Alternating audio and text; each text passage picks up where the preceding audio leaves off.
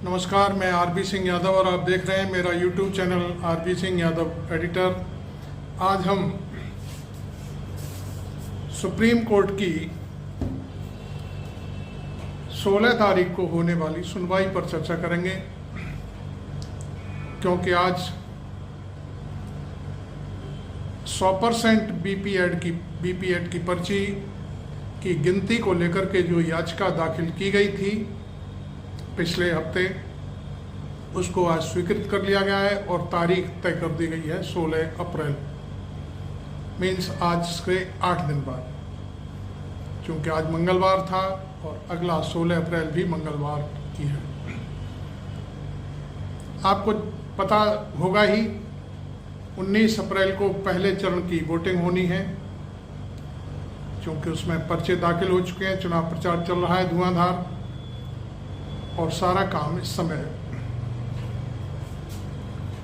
निर्वाचन कार्यालयों के आसपास घूम रहा है। मशीनों से काम लिया जा रहा है, मशीनें साफ कराई जा रही हैं, सब कुछ काम किया जा रहा है। लेकिन ये महत्वपूर्ण बात है कि सुप्रीम कोर्ट ने पहले चरण की शुरुआत जो होनी है 19 तारीख को, उससे पहले ही इस मसले पर सुनवाई की तारीख लगा दी है। सुप्रीम कोर्ट भी समझते हैं, जो 2 जजों की बेंच बैठेगी वो भी ये समझती है कि यह 19 तारीख के बाद हमने कोई सुनवाई की तो उसका कोई महत्व नहीं होगा। ऐसा मेरा अपना मानना है। मैं ये नहीं कहता कि माननीय जजों ने किस आधार पर ये फैसला किया है, लेकिन चूँकि उनके सामने ये बात रखी गई है कि 19 तारीख को वोटिंग हो रही है, उससे पहले ही आप इसकी सुनवाई कर लें और इस पर अपना फैसला सुना दें।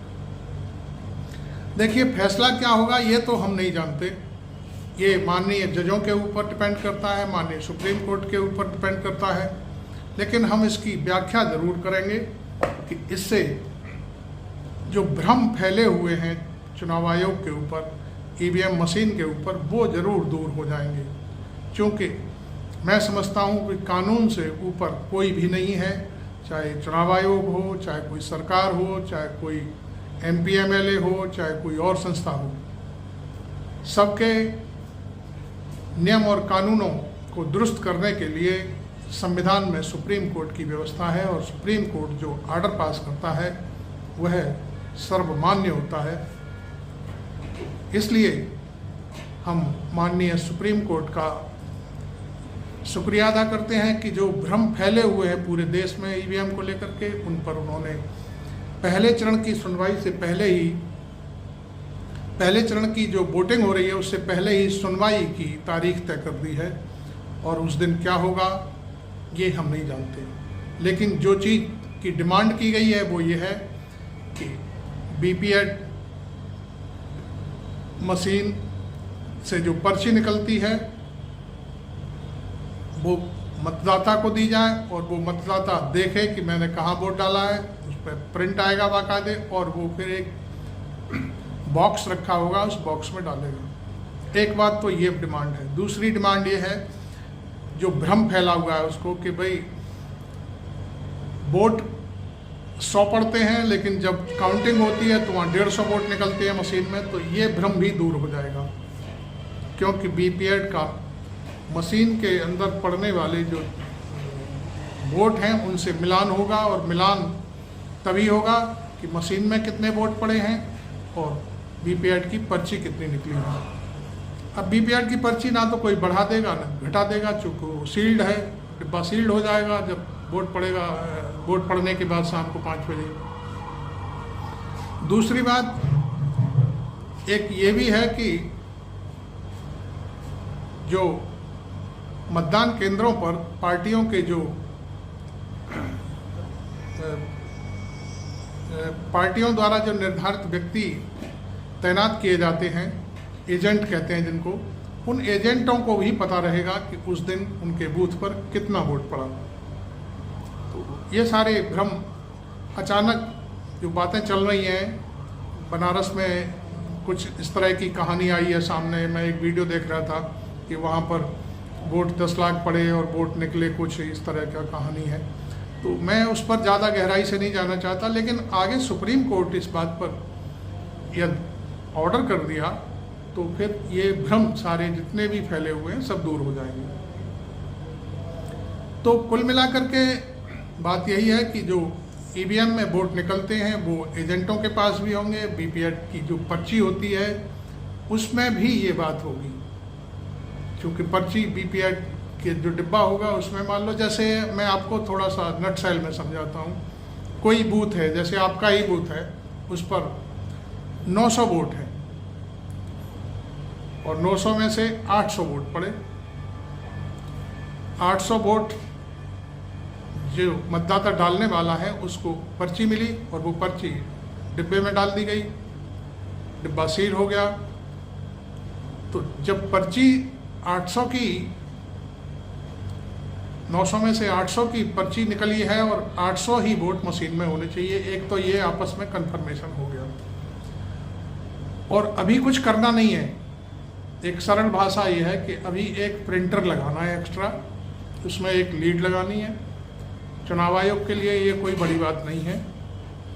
और पर्ची के लिए एक रोल होता है, आप जानते हैं, उस रोल में रोल से कट के पर्ची जो मतदाता है उसके पास आएगी और मतदाता अपने हाथ में कंफर्म करके कि मैंने किसको वोट दिया है, उसका निशान आया है कि नहीं आया है, वो डिब्बे में डालेगा। और जब काउंटिंग होगी तब वो आपस में मिलान हो जाएगा, सब मिलाए पर्ची गिनी जाएंगी और मशीन के वोट गिने जाएंगे। मशीन के वोट तो एक झटके में गिन जाते हैं, गुणा भाग करने की कोई ज़रूरत ही नहीं होती, लेकिन पर्ची गिनने में थोड़ा टाइम लगेगा। तो वो पर्ची भी गिन दी जाएंगी कि किस पार्टी को कितना वोट पड़ा, जैसे साइकिल को कितना पड़ा, हाथ को कितना पड़ा, फूल को कितना पड़ा, हाथी को कितना पड़ा। तो सभी के जितने जितने वोट होंगे उनको 4 जगह डिवाइड, या जितने भी प्रत्याशी हैं उनके उसमें डिब्बे में डाल दिया जाएगा जो खाने बनते हैं। बाद में उनको गिन लिया जाएगा तो उससे कन्फर्म हो जाएगा किसको कितने वोट मिले। इसी तरह से मशीन में काउंटिंग तो ऑटोमेटिकली होती है, वहाँ भी पता चल जाता है कि हाथ को कितने मिले, फूल को कितने मिले, साइकिल को कितने मिले, फला फला को कितने मिले, एनीबडी एल्स। तो ये सारी चीज़ें हैं। दूसरी बात मैं आपको बता दूं कि आज की ये तारीख तय होने से एक चीज़ तो ये है कि लोगों को आशा बंधी है कि जो भ्रम चल रहा है ईवीएम को लेकर के वो सॉल्व हो जाएगा पूरी तरह से। यदि सुप्रीम कोर्ट ने इस पर आदेश कर दिया कि बीपीएट की 100% पर्चियाँ आपस में मिलान करके गिनी जाएंगी, तो 16 तारीख के बाद देश की दिशा और दशा दोनों पलट जाएगी। आप समझिए इस चीज़ को। अब देश की जनता यदि अधिकांश तौर पर ये चाहती है कि बीपीएट की पर्ची का मिलान हो या बैलेट से चुनाव हो, तो फिर ये जनता की डिमांड की बात है। और जनता ही जनार्दन होती है, जनता ही भगवान होती है। खासतौर पर चुनावों में तो जनता ही भगवान होती है नेताओं की। यदि जनता ऐसा चाहती है तो करने में कोई बुराई नहीं है। और बाकी 2 जजों की पीठ है, संविधान में व्यवस्था है, वो क्या निर्णय देते हैं क्या नहीं देते हैं, इस पर हम कोई टीका टिप्पणी नहीं कर सकते और न हमें करने का कोई हक है।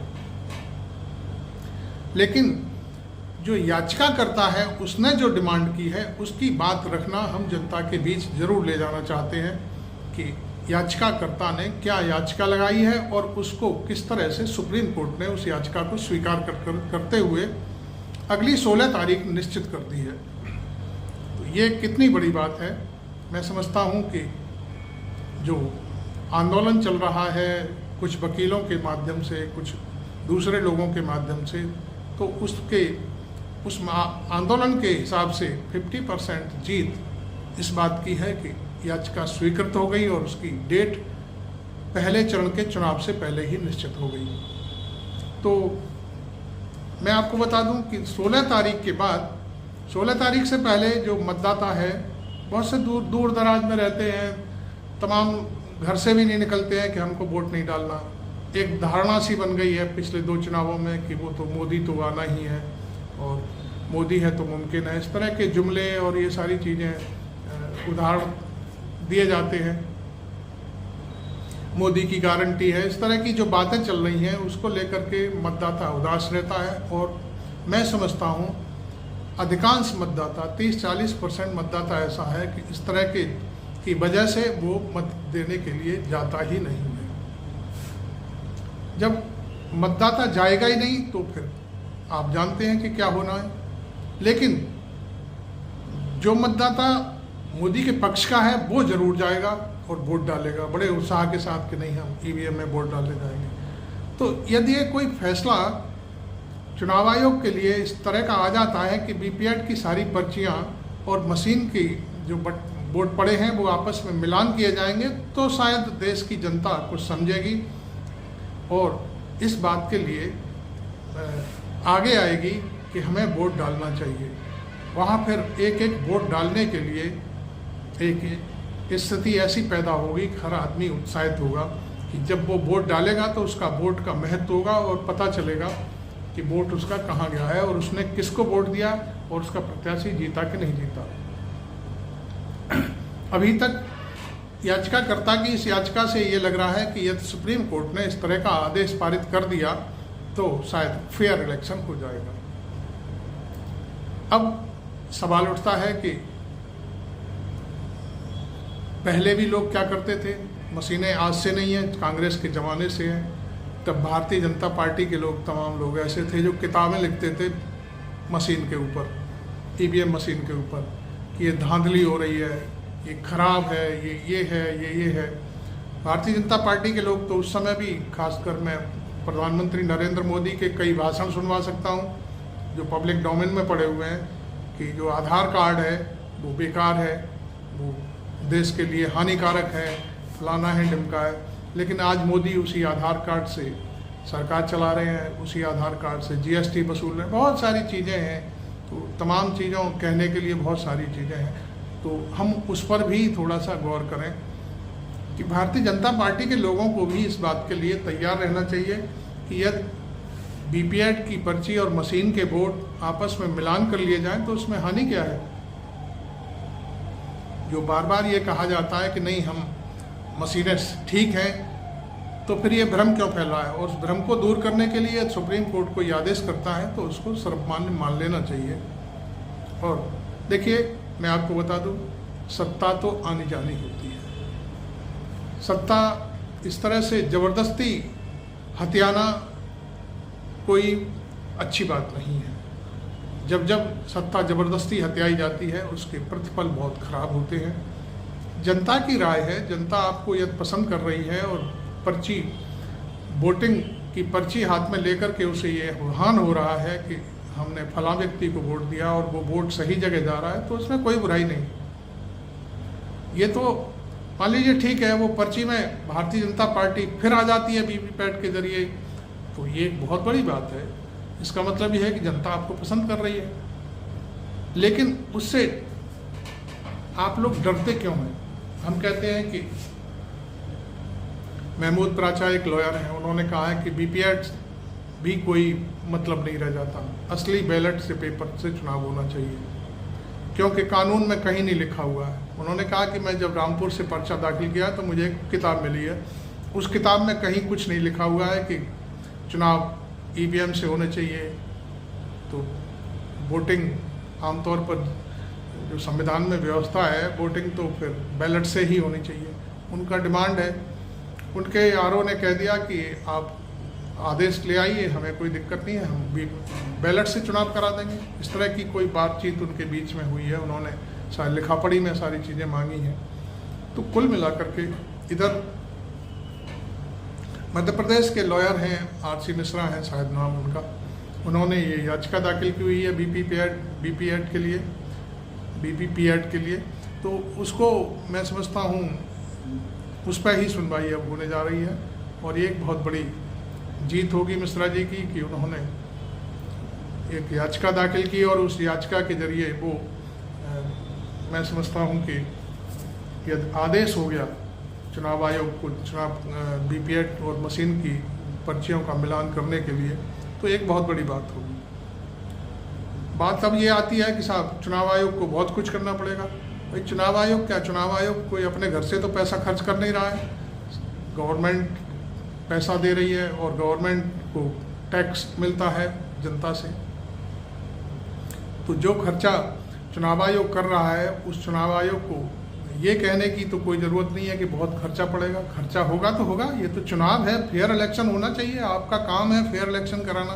तो इसमें ये बहाना कि ये ठीक बात नहीं है, इस तरह से हम चुनाव नहीं करा पाएंगे और गिनती में देरी होगी। गिनती क्या होती है?